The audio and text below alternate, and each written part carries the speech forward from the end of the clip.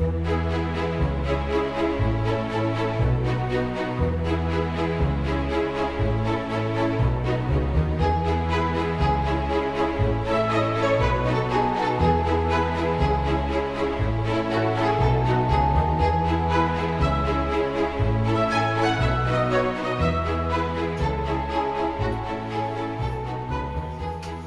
are now coming to those aspects or those artifacts, in this case literature, which do point to Muhammad. And these are the ones that I'm going to go through now. These are the artifacts that I would suggest are the best you can get, and the ones that Muslims should be pointing to concerning whether or not Muhammad actually existed in the 7th century. Notice that everything that I'm going to be introducing in this part of the series are from outside of Arab sources. These are not Arab sources. These are all Jewish and Christian, primarily Christian sources, which is rather ironic since we can't find reference to Muhammad within Arab sources or Muslim sources, so to speak. We've had to look outside. And this is the first one, and this is the Doctrina Iacobi, or Doctrina Iacobi Nuper Baptizati is the name that is given to it, which means teaching of Jacob recently baptized. And it's a tract written by a Christian apologist from Carthage, which is today Tunis in northern Africa. Though he's actually writing about Palestine, and he's writing about this Jew who has been forcibly converted to Christianity under the auspices or under the authority of the emperor in 634. And the date that is given is July 634 AD. So we're talking roughly 2 years after Muhammad's death, if Muhammad actually died. According to the traditions, that would be the day he died, 632. So this is 634, just 2 years later. And it's a tract about these Jews that have been forcibly converted because of this edict that had come down from Heraclius. And this one Jew, Jacob, had a vision from God and so became a Christian and is now trying to persuade the others there in Carthage to become Christians. While he is discussing this, a childhood friend named Justus comes from Palestine, a Jew, comes from Palestine and gets in a debate with Jacob about the pros and cons of being a Christian. Of course, he himself, a Jew, was quite upset that his childhood friend had become a Christian. And so the tract really is this debate back and forth. In the midst of this, right in the middle of this debate between Justus and Jacob, Justus then refers to a letter that he receives from his brother Abraham.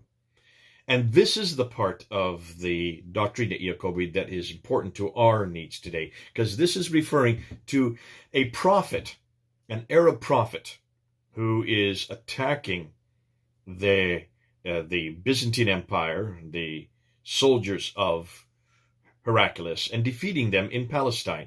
And so this is the letter from Abraham. So now let's read this part. This is the part that is our interest, and this is the one that everybody's pointing to prove that Muhammad did exist in 634 AD.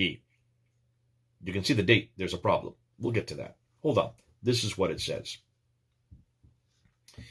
When the candidatus, or candidatus, in this case, according to many of the scholars, like what I have here, Hoyland, Seeing Islam as Others Saw It, in this book here, Hoyland would say this. This is Sergius, a member of the Byzantine Imperial Army in Palestine. So when the candidatus, this fellow named Sergius, was killed by the Saracens. Now, what do we mean by Saracens? Well, Saracens comes from the word Sarik in Arabic, or Sarikin, which is the plural form, which means thief or marauder or plunderer. This is the name that is given to these Arabs that are in the northern part of Arabia. So when this candidatus, this Byzantine imperial member, was killed by the Saracens, I was at Caesarea and I set off my boat to Sycamina. People were saying the candidatus has been killed, and we Jews were overjoyed. And they were saying that the prophet had appeared. coming with the Saracens, and that he was proclaiming the advent of the Anointed One, the Christ who was to come. Having arrived in Sycamina, stopped by a certain old man well versed in Scriptures, and I said to him, "What can you tell me about the prophet who has appeared with the Saracens?" He replied, groaning deeply, "He is false, for the prophets do not come armed with a sword. Truly, they are works of anarchy being committed today, and I fear that the first Christ to come, whom the Christians worship, was the one sent by God, and we instead are preparing to receive the Antichrist."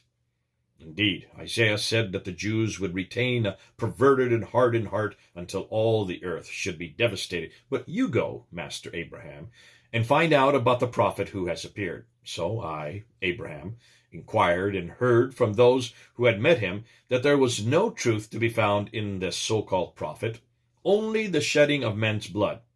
He says also that he, that's the prophet, has the keys of paradise, which is incredible. In other words, which is not credible. So that's the section we're interested in. That's this letter that comes from Abraham, the brother of justice. He just mentions it in this debate that he's having with Jacob there in Carthage, in Tunis, modern-day Tunis.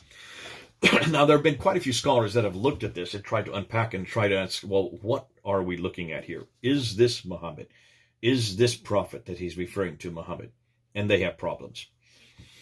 Crone and Cook, in their book on Hagerism, says that they have a number of areas that they confront about this Doctrina Iacobi, or this passage within the Iacobi doctrine.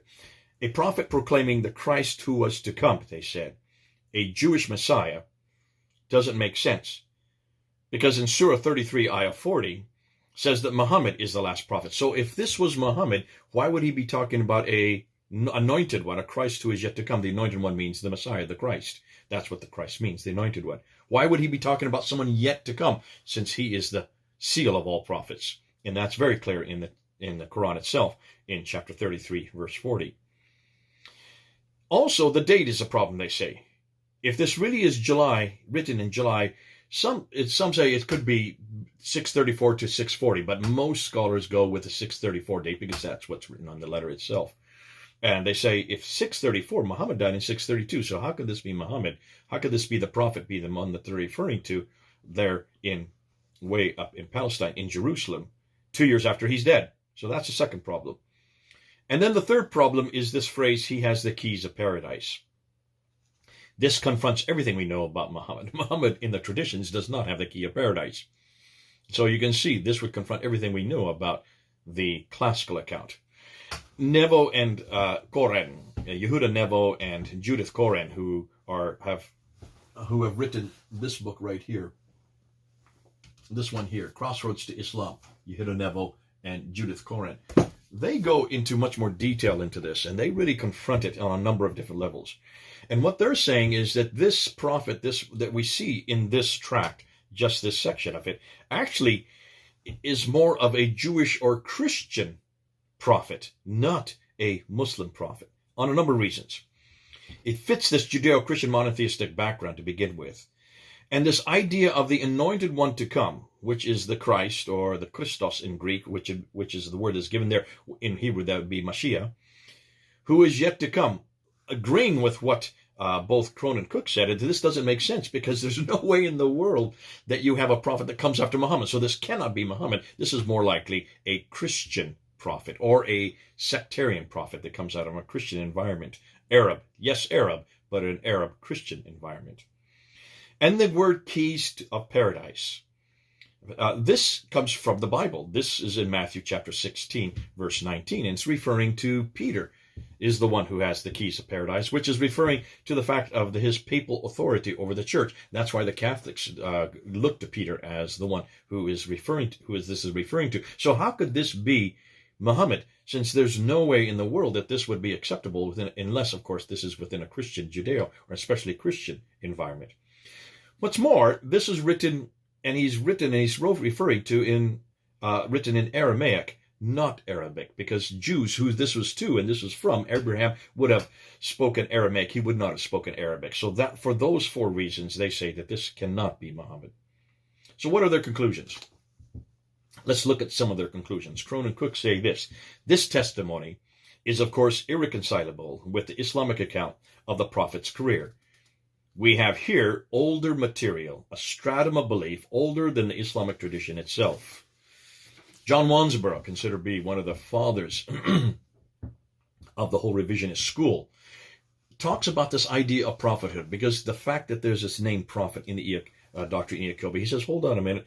And this is what he says: prophethood was a monotheistic constant, a basic belief, concrete examples of which arose in the area in every monotheistic religion. The specific manifestation, of course, differing from religion to religion.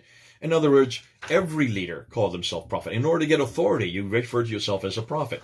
And that's how you gain your credibility for those who you're trying to lead. And if he was an Arab, all the more so, because he was coming and he was confronting the Byzantine Empire there in Jerusalem, that underneath Heraclius, they would have controlled that area. So he was coming as an Arab who wanted to then usurp the authority of the church there, the Byzantine church. So that's why I say they would, of course, use the word prophet. They would, of course, call themselves a prophet. And, of course, being an Arab, this would have fit right into that milieu at that time, at that period, and in that place.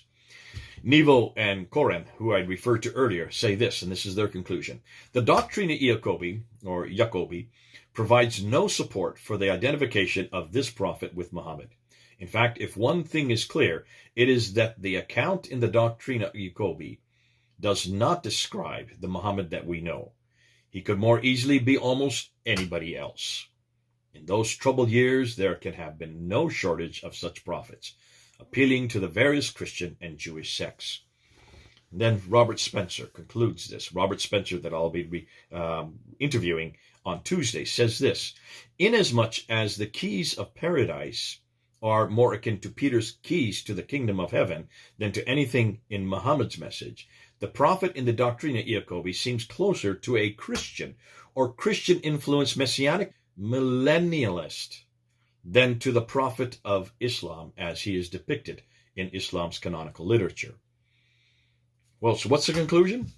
Well, the fact is we're still waiting for this name Muhammad. That we can't find in the Doctrina Iacobi. So who is this prophet? Well, it's obvious to me, as Wansborough and Koren and Spencer and Crone and Cook have said. It seems to me that they are correct. This is a prophet. He is an Arab. He is using the sword, and he's very much a brigand who is going and destroying the Byzantine Empire there, certainly in Jerusalem and there in Palestine. But is this Muhammad? Well, first of all, it disagrees with the tradition. It disagrees with the view of someone coming after Muhammad. That completely confronts the tradition. It also disagrees with this view of Muhammad having the keys to paradise. That is a biblical concept for the person of Peter. So in almost every category, you've got the wrong man at the wrong place doing the wrong thing at the wrong time. What's more, as we've said from the very beginning, there's no reference that this prophet is Muhammad. There's no reference that this prophet came from Mecca. There's no reference that this prophet was a Muslim, or that he followed a religion called Islam, or that he received a revelation called the Quran. That's what we're looking for, and we still can't find it. So this is the first historical evidence that comes from the 7th century, comes from 634, is dated, that we can look at. I always assumed that this was Muhammad, because when I heard about Doctrina Iacobi way back in the 1990s, when I was studying under Dr. Gerald Hottig, we talked about the Doctrina Iacobi, and we assumed that this was Muhammad, until some of us, and not myself, but others, came and started writing about this time and saying, take a look, a better look. Look at the references. Look and see these two references to an anointed one, and also the keys of paradise. This could not be Muhammad, because it not only confronts the tradition, it also confronts the historical context of who Muhammad would be if this had been Muhammad. So from what I've seen here, I would have to say this is not Muhammad. Yes, a prophet. Yes, an Arab. Yes, using the sword. Yes, coming up and destroying the Byzantine soldiers there in Palestine, but not the Muhammad of history. Or let me just put it this way, not the Muhammad of the traditions, not the Muhammad of the classical account. So we're going to have to throw that one away. I had always thought it was all these days, and I used to always think that because of the Doctrina Iacobi and the writings of Sabaeus, which come later, we're going to talk about that yet to come, I always assumed that there was a Muhammad. There was a man named Muhammad. Was he the Muhammad of the traditions?